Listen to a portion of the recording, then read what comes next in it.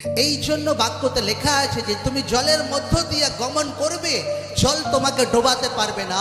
আগুনের মধ্য দিয়ে তুমি চলবে, আগুন তোমাকে পোড়াতে পারবে। আর যখন কোনো ব্যক্তি ঈশ্বরকে দেখা বাদ দিয়ে পরিস্থিতিকে দেখতে শুরু করে, সেই ব্যক্তি ডাউনফল হতে শুরু হয়ে যায়। হালেলুয়া। এখানে চ্যালেঞ্জ অনেক বড় ছিল সদ্রক মৎস্যক অবেদনকের জীবনে। আগুনের ঝিলের মধ্যে ফেলা এই আম বিষয় নয়, একদম এই ছোটখাটো বিষয় নয়।